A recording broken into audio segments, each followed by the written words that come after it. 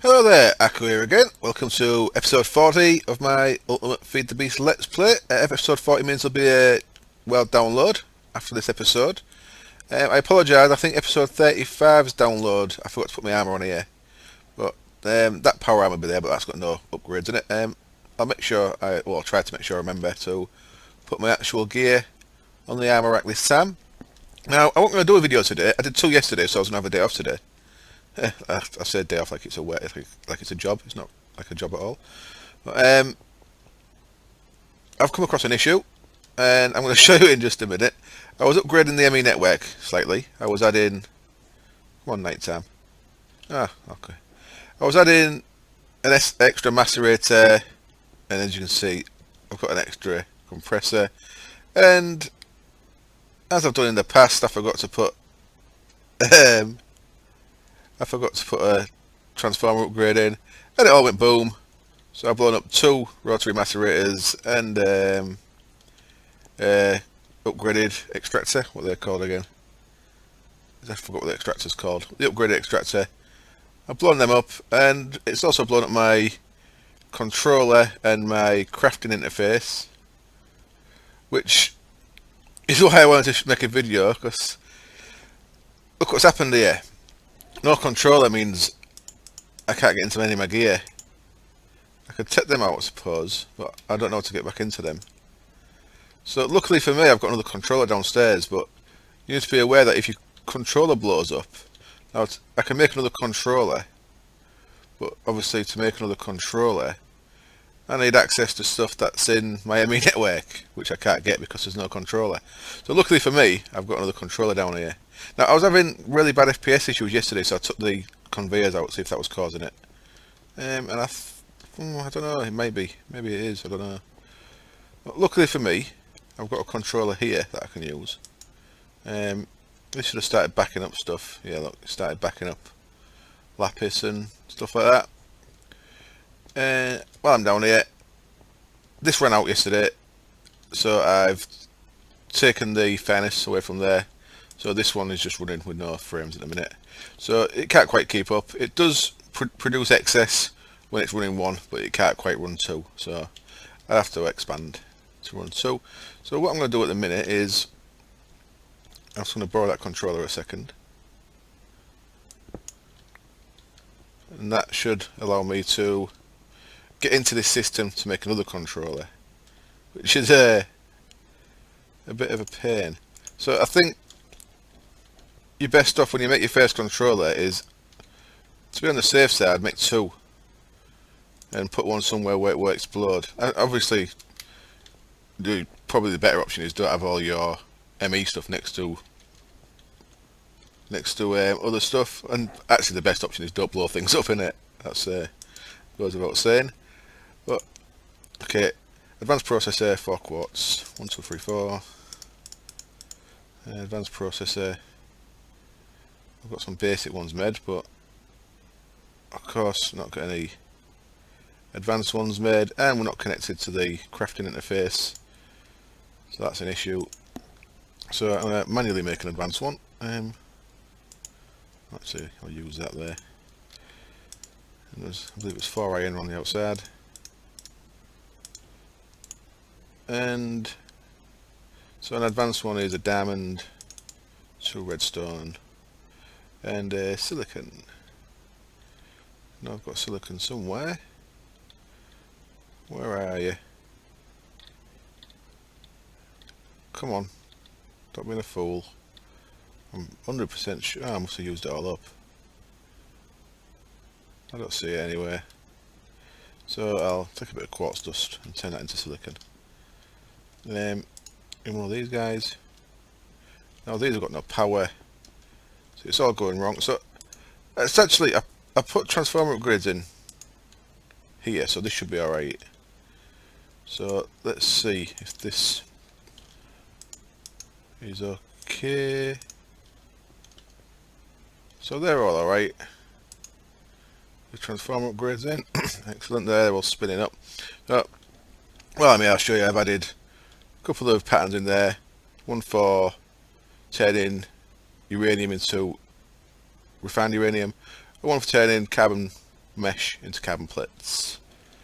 And what I need to do now is stick a quartz in there. It's going to take a while because obviously these were all spun down because they had no power. And while I'm doing that, I think I'll just sleep so it's light again. So yeah, bit of a pickle, bit of an issue.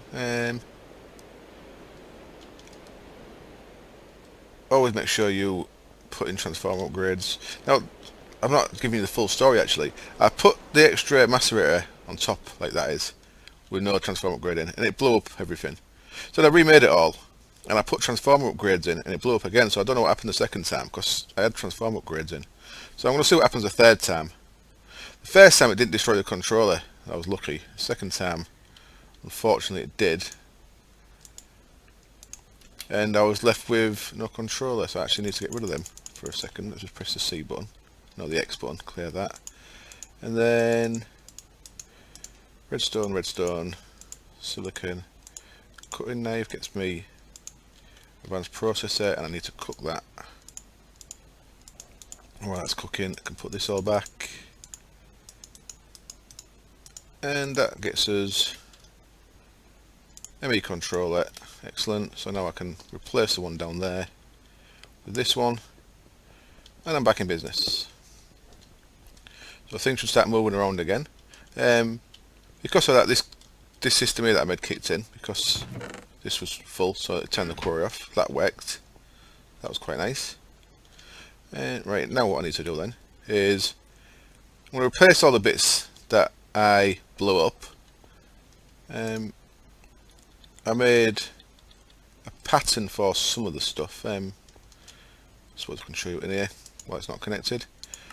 I made a pattern for the actual transformer upgrade and the bits you need for that. So obviously you need for that a MB transformer in the mix there.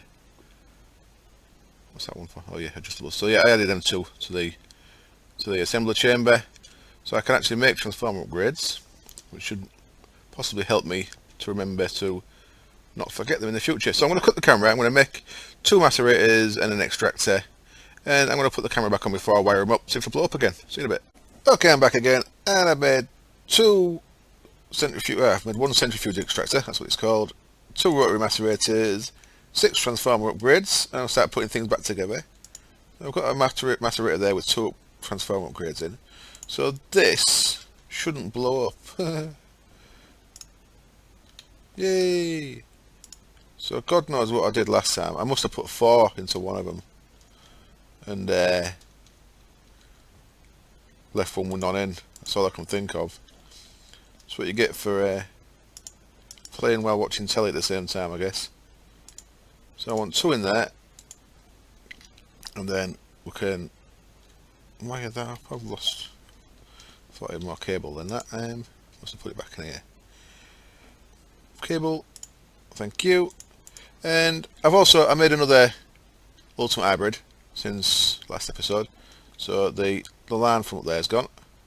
So now we've got a full 2048 from the solar panels going into that adjustable during the day, and also the extra from these. So it's not much.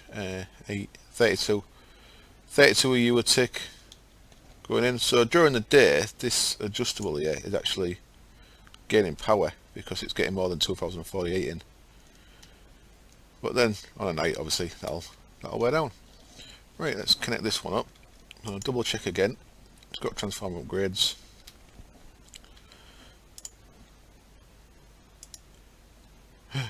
I'm really nervous because I keep effing things up. Right, now I want to break that cable, and I can put my centrifuge extractor back, put the upgrades into there, and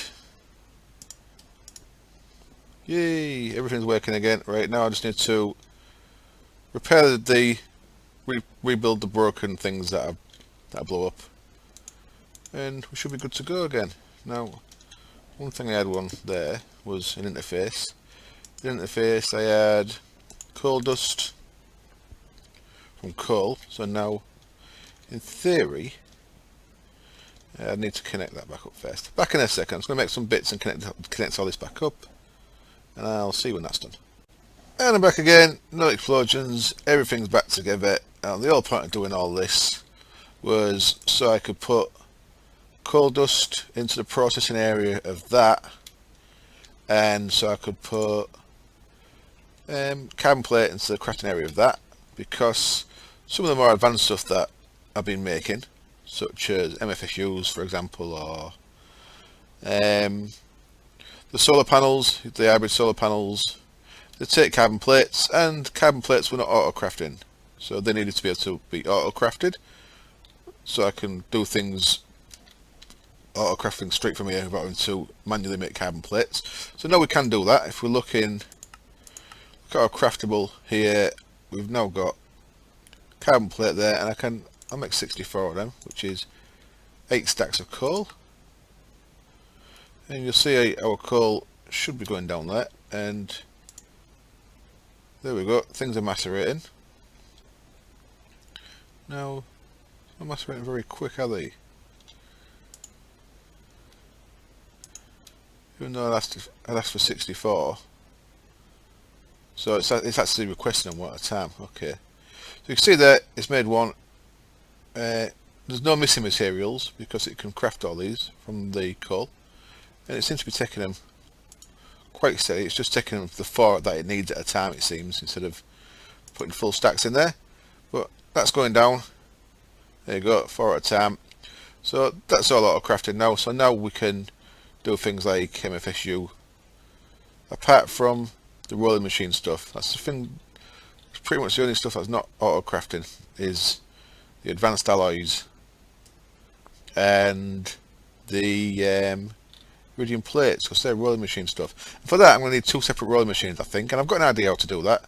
So I think I'm going to cut the video there, and I'm going to change around all this stuff here.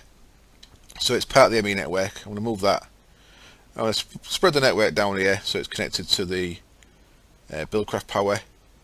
I'm going to change this around so we can put sand straight into the ME network and control the level for the sand. So these will be a bit surplus, and I'm going to make an extra rolling machine, and I'm going to set up, I think, the way you need to do it. Now I've left 4 iridium ingots in there, so I've got the pattern in there all the time, and I'm going to have one with making iridium alloy, and I'm going to have one making mixed metal ingots for the advanced alloy, and that should give us complete auto crafting on things like the solar panels. So I should be back in a little while. Hello, I'm back again. Unfortunately, this is going to be a bit of a stop and start episode because I want to explain what I'm doing as I'm doing it. I've not started with the rolling machine yet, but I've changed a few things around here, and I've got all this working, I believe. So I just want to show you what I've done. One thing that I didn't realise is before on the liquid transposer, I had it set to go into a ME interface. Well, if you set the transposer to that, if you set the output side you want to that grey one, which is anything in or out, then the ME import bus will actually attach to it correctly. So you don't need ME interfaces on there. You can use buses. So I've got a bus on there instead. So this is a liquid transposer. So this was what was in the loft, and in the ceiling. I mean, I've moved this down here because I needed to get the cable down here. So there's our liquid transposer that's sorting out our water cells for the grinder and such like.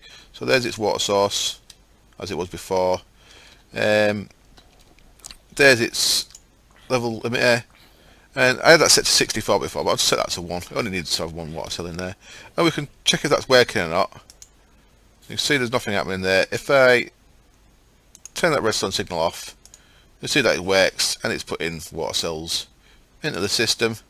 So you can check if things are working like so. So now I know that that's how you set them up. This is how I've set these up as well. So this here is automatic crafting of, this is smooth stone. So I've got an ignis extruder there crafting smooth stone, and I've set a level emitter there to keep 1 stack of smooth stone in my system, and that's taking water from this same tesseract as the liquid transposer, and it's taking lava from that tesseract there.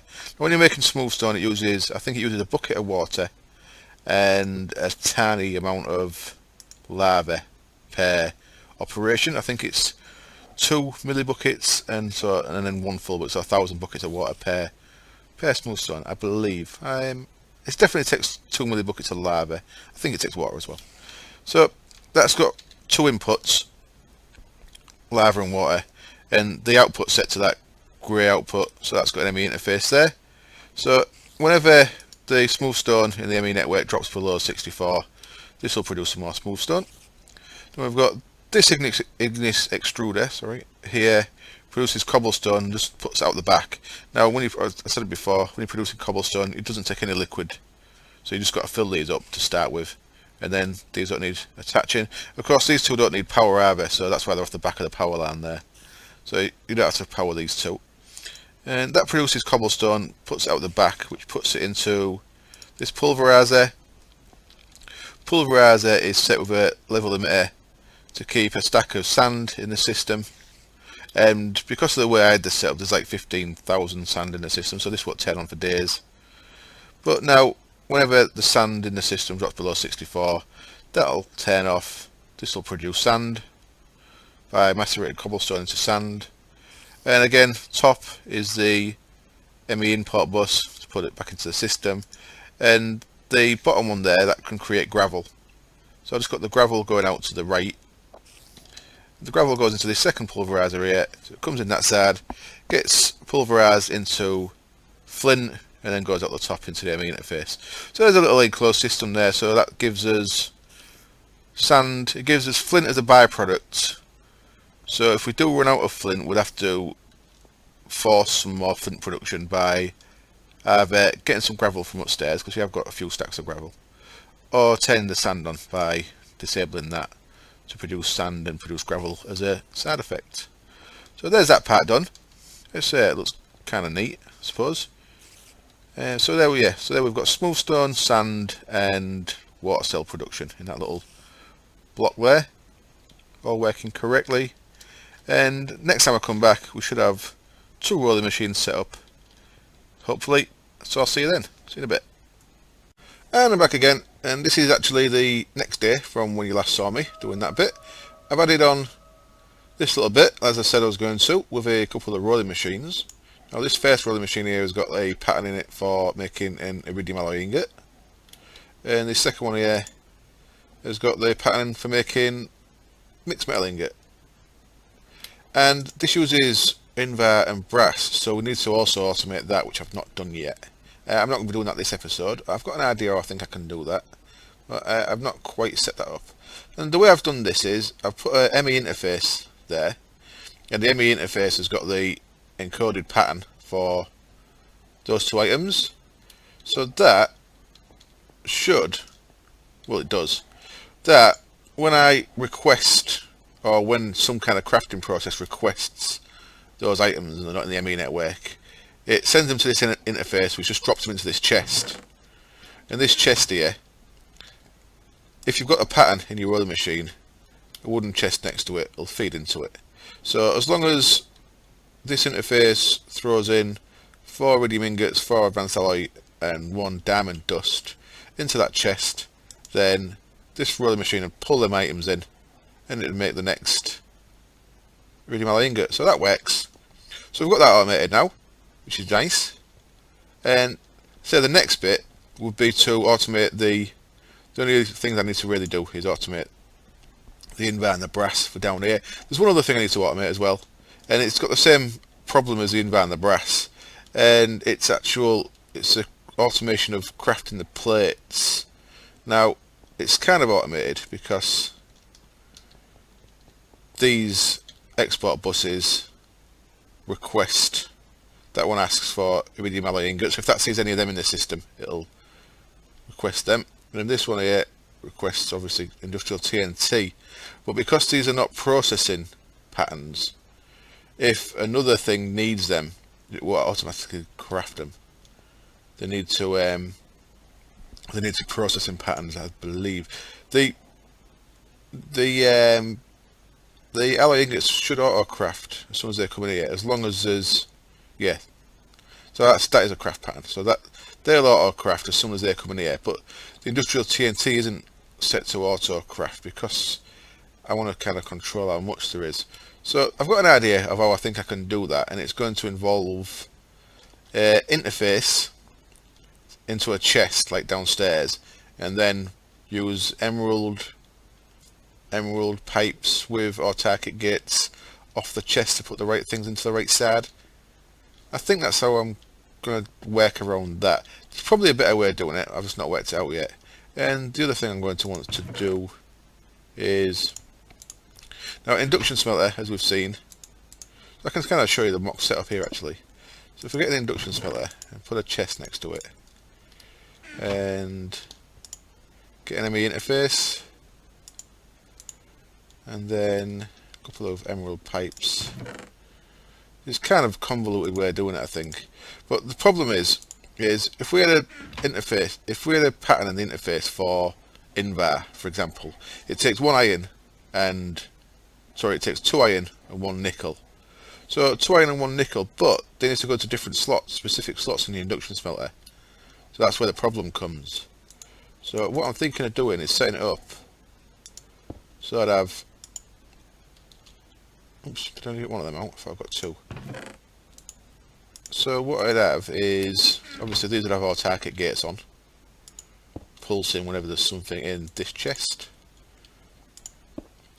And then I'd have the interface onto the chest there.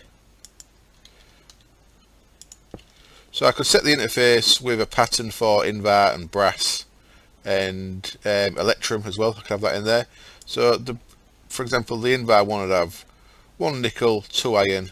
So whenever my system requested invar, for example, when I want to make mixed metal ingots for advanced alloy, then that would just dump the right amount of nickel and invar into this chest, which I can't open because that's on it. That would dump the right amount into there, and then I could set these to take the correct items. So obviously into the side I'd want, for invar I'd want nickel, for electrum I'd want gold, and for brass I'd want copper, I believe, or tin. I'm not sure if it matters which way it goes in any of them actually. And then in this emerald pipe I'd want the other one. So that'd force things to go into the right way, and then I'd just have a import bus to put things back into the system. So I think that's how I can do that. But it's a bit messy. It's more blocks than I'd like to use. But I think when you've got something that's got different sided inputs, I think that's how I'm going to have to do it. I suppose I could do it with a second ME network. And what I mean by that is, if this was also an interface, like so, I believe I could change the colour of that interface by putting different colour pipes on here. That's something I've not explored yet, but that also need its own power source, of course. I'm not sure if it'd carry the same power with it being a separate network from that, but I think the way I'm looking at doing it is a bit of a workaround, and I do think it'll work. So I'll probably set that up off camera, see if it works, and then show you it next time. And I can do the same thing for the implosion compressor, so that I can have industrial TNT and as a craft pattern, and then whenever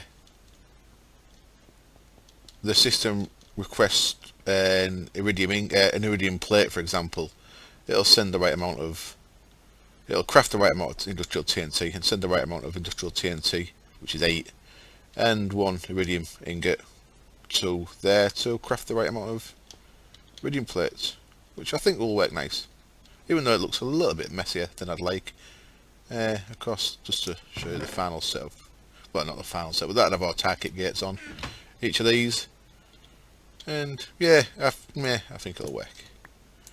If anyone's got a better idea of how to do that, let me know. I'm pretty sure there will be a way of doing it exclusively using applied energistics.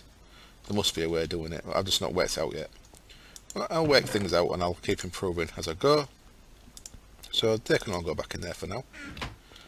And I've made another Ultimate Hybrid, and I actually wanted to show you doing it, but I'm going to have to do it next episode because I've not got enough iridium ingots at the minute. I need, I think, about 600 iridium ingots to do a full, from scratch, upgrade to Ultimate Hybrid. So I put another Ultimate Hybrid on top of the Master Fabricator there, and I actually quite enjoyed watching it. I pretty much, all I need to do is go in there now, as long as I've got enough Invar brass. Yeah, and well, obviously I've got to take the 8 solar panels down, but at some point I'm going to make a pattern for the basic solar panel as well. And I've clicked the Ultimate Hybrid, clicked it to craft, then I just watched in here, and it was putting loads of stuff across here as it was making it all. It was quite fun to watch. So next episode I'll probably do that, because if I do that tomorrow I should have enough iridium nuggets to do one, so I shall show you that tomorrow. Now the rest of this episode, I'm going to knock a thing off the board. I'm going to get rid of Mistcraft Mining Age, because I'm going to make one. I spent most of yesterday making Mistcraft Ages. I'm up to Mistcraft Age 52, and I'm not going to lie, it's pretty tedious. Now, a lot of the times when you go into a world, it'll kick you off. You get a Java read time out or something. A lot of the worlds have got nausea and they're horrible, and I think I showed one in a previous episode, so I don't need to show that. In fact, let's do it.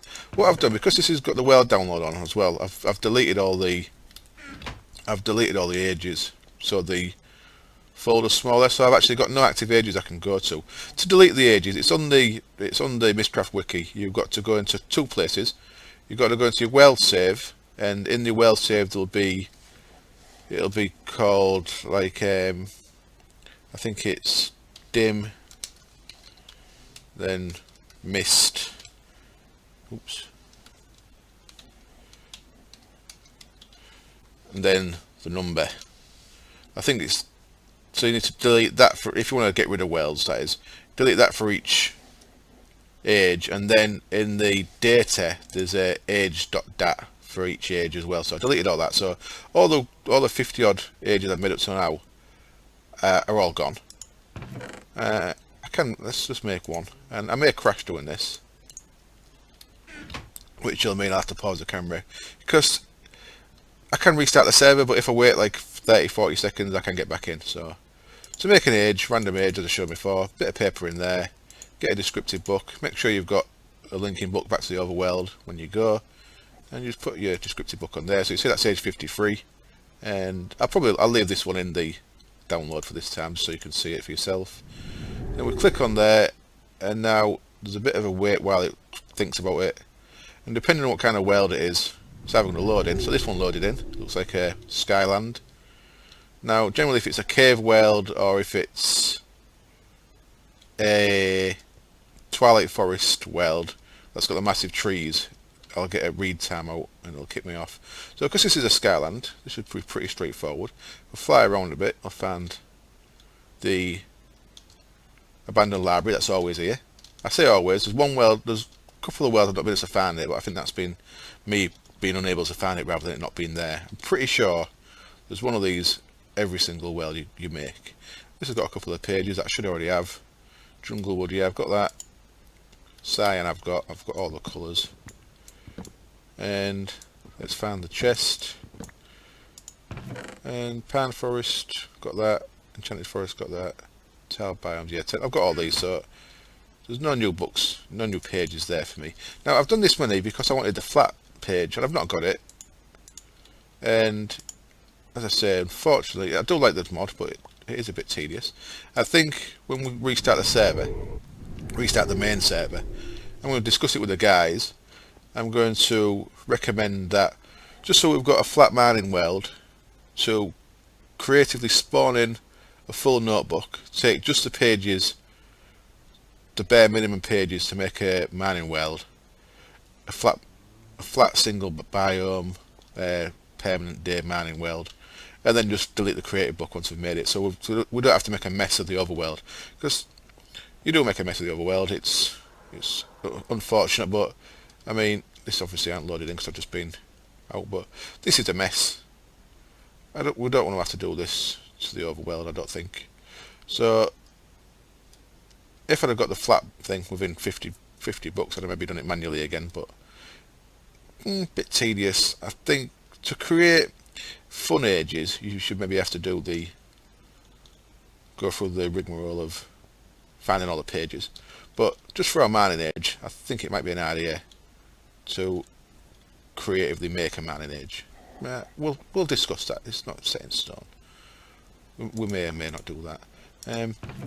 So I've got a massive amount of books just from breaking all the little library, little bookcases while I've been getting to the chests. And what I can do now is, if we're looking here, I have really got pretty much every page. I've got quite a few options here, and as I showed you before, I've got all the different. I put them into all the different things there. The ones we haven't got many of is the materials. I've only got a few materials: birch, endstone, jungle wood, nether brick, oak wood, spruce wood, stone. Now you can get like coal ore, diamond ore, gold ore, stuff like that in there. Get lava. I ain't got any of them, so they're the rarer ones. I think I've got everything I need to make a decent mining world, so I'm going to show you how to do that. Now this is the first world I've actually made, so this might go wrong. But what I think I need is, first of all, in there you need ink. And I put some ink in. I've got I'll show you how to make the ink. You basically get one glass bottle, two ink sacks. Sorry, not a glass bottle, a water bottle. There we go. Oops. Bit of a lag when I turn round there. A water bottle, two ink sacks, gets you an ink vial, and your ink vial goes in there, and that's already full, but as that gets used up, we'll put some more in there. Now what I want to do is I want to pick the pages that I want, and I want to put them into a notebook for now. So I've got a notebook there, it's an empty one. And what I can do here is if I put the notebook in there, now if I right click any of these, it'll put a copy of the page into that notebook. So what I'm going to go with is a meadows biome, because that should be pretty flat anyway. I've got meadow, so there meadow. If I right click that, you see it's used a bit of paper, it's used a bit of ink, and it's added meadow biome to my thing there. Now biome controller, I want a single biome, so I'm going to put that in there. Celestial bodies, what we've got here. So I want normal sun. Now I'm going to change the order of these in a bit. I want to show you. I want a dark moon, I want dark stars. So I've got no moon or stars. I've got a normal sun. That's all I want from there. Features. I could add crystals in so I can make proper portals. I could add glowstone crystals, so I've got source of them. I think I'm going to add crystals because I've not got a world, obviously, that's got that. So I can make proper portal doors instead of having to use books. And I'm also going to add villages, because it's useful to have NPC villages dotted about. Lighting, I'm just going to go standard. Other. Now I want to clear modifiers in there at the end. I'll tell you what that does when I get to it. Terrain, we want standard. This is what I wanted the flat for. I wanted the flat one for there, but I ain't got. So I'll go standard, because it's meadow, it should be pretty flat. Visual. Let's have a rainbow. I've not seen one of them. Weather, I want no weather. And colours, you can use this to modify stuff. I'm making a standard world, so I'll keep that as it is. The directions there, they can determine which way your sun rises and stuff, but I don't need any of that. Length I do need. I want 0 length sun. So that means the sun will stay wherever it is. And then phases, I want noon, which means the sun will stay in the middle of the sky. So essentially, we add these together in a minute. That'll make this a permanent day world. And then materials I don't need. Gradient we don't need. Gradient it can cycle through colours. I think that's what gradient's for. That's a kind of special page on its own. So that's everything we need. Let's take the notebook out, and now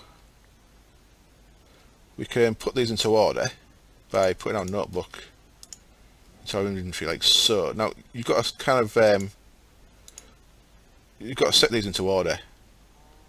So single biome is a modifier.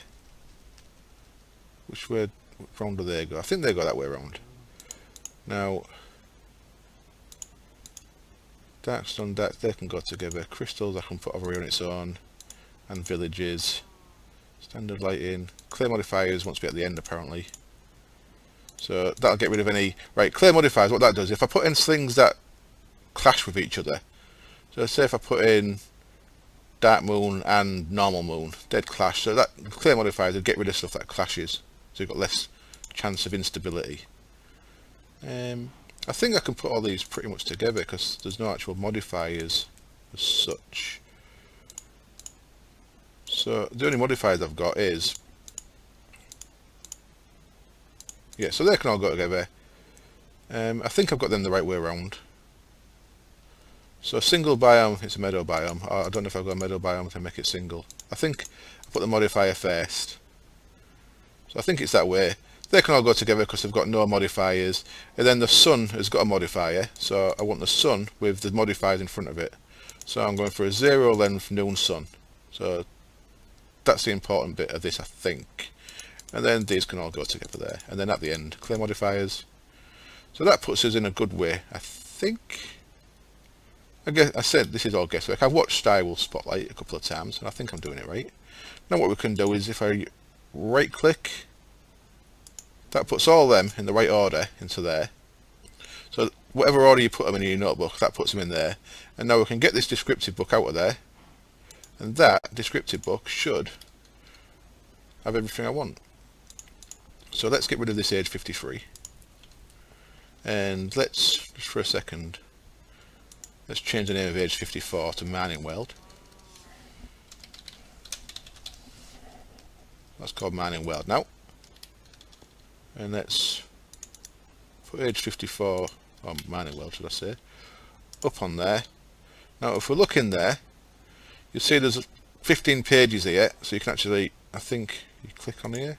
Yeah, so you can go through the pages and it'll show you what the pages are. So if you want to copy someone's book, you can write down what symbols they put in to get a perfect copy of, well not a perfect copy, but a pretty much perfect copy of how they've done it. Now, hopefully, this should be a nice stable world. So I need, and put that notebook back in there. I'm going to need a book stand and a linking book to get back home. I can leave age 53 in there, I'll put that over there for now. And that bit of wood's just knocking about in inventory. So let's go see if my mining world works. Now hopefully this should have no stability. Should be pretty flat. It should be permanent day. It should have crystals. We've got nothing showing there, that's good. Sun's straight up above, which is how it should be. It's pretty damn flat, which is nice. I'm not sure what that is over there. I've got no idea what that is over there actually. It seems a bit weird. But I think I've created a pretty good age here for... Obviously it's going to take a while to load in, because it's literally just been generated. I think I've created a pretty good... I wonder what that is. That thing over there is baffling. I think I've created a pretty good flattish age that I can now stick my what I should have done, which I failed at. Oh, luckily it's there. What I should have done is, as soon as you come in, put down your book stand, put down your linking book, and now we can get back to the main world. What I can do is, I brought my quarry with me. I can set up a quarry here now, and let's start in a corner of a chunk. So let's go there. Yeah, and I don't know why I knocked a block out for. Bit foolish. Let's go there. Let's get my landmarks and my redstone torch that I use. And in the overworld I kept a bit of a gap in between. In this I'll probably actually do them so they actually overlap, so there's no gaps. And I'll gradually start clearing the world in that direction. So the redstone torch, as I said before, just shows you the maximum size you can go to on your quarry, so you can make a maximum size pretty quick without having to measure things out. That bit of wood's coming useful, it turns out. So I can plop it there. Put my next torch on. And you see we've also got Thaumcraft stuff in here. So there's a Thaumcraft Greatwood trees. There's going to be, I need a bit of dirt actually. There's going to be Thaumcraft mini dungeons and stuff. They'll be in here. And I don't see a library, so I'm not sure if libraries spawn in worlds you create yourself. We'll have a look around. Now I'm pretty sure this video is probably getting pretty long by now, so I'm going to have to stop it in just a minute. But I'm sure you've all seen a quarry get set up before, so I'm quite happy with this. Before I set the quarry up, let's just do this quick. I hope it's not running too long. I hope this isn't too boring, but let's just set this up quick, get it on the go. 8 energy tesseract, quarry, oops, and then not there, that'll get destroyed. Then energy tesseract on item tesseract on top. Set the bottom one to quarry. Set the top one to quarry as well. And then I'm just going to go get my landmarks because I'm tight. I don't want to lose them because that single bit of lapis, I can't bear losing it. And then just before we go, I'll show you why I added crystals. This has worked out quite nice actually. In fact, there's a Thaumcraft dungeon over there, you can see. So this gives you like plenty of access to spawn as well, because obviously every one of them has got a skeleton spawn and a zombie spawner in, which is pretty useful to have access to. The other thing I want to show you is the reason why I added these crystals is I'm going to need 20 or so of these, and it's a bit slow getting them. So it's going to take me a little bit of time to knock this down. Come on, hurry up. Then we can make our first actual Mistcraft portal. So up to now, we've used the books, like that thing. What we can do with this is, first of all, you need 8 in a square. And get your book receptacle. And then you need to actually build. Let's just make a little one here. You need to build a portal to walk through. Like so. I need 2 more. There's 1. There's 2. Let's turn them markers off as well. Like so. 1, 2, and then you put your book receptacle anywhere on that. You can hide it out the way under the floor or whatever, but I'm just going to put it there for now. And now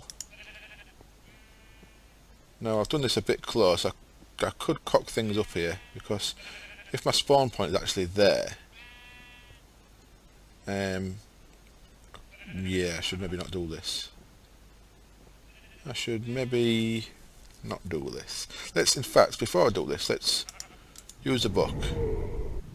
That's a safe way of doing it, and then go back in again and see where it spawns us.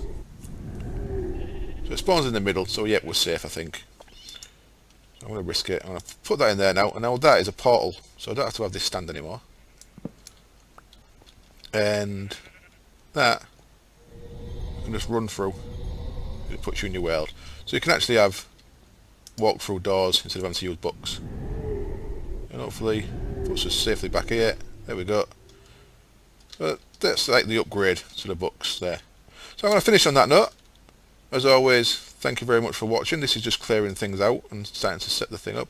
What you can do with these actually is, if you set them 1 block higher than all the grass, because it takes a while to cut the grass down. Sometimes you put like 1 block of dirt, set it higher. Not that important, because it's cleared this bit out already. And I am just going to want to. Where's it gone? Where is it? How do you lose a tree that big? I'm going to use my axe of the stream there.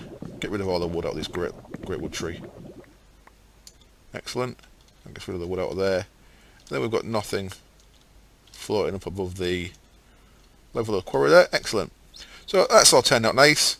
It was a bit, it was a bit tedious getting all the pages, but get out of the way, sheep. A bit tedious getting all the pages, but once you've got them all, you've got them all. So I suppose it's a day or so work, especially if there's more than one of you doing it. Create a load of random worlds. Obviously the lag it creates is shared by everyone, so it can be a bit irritating. And Get yourself a nice mining well set up. Right, I'm going to leave it there. As always, thank you very much for watching. Thank you very much for any likes and subs. And I hope it wasn't too boring, and I hope you join me next time. Cheers. Bye.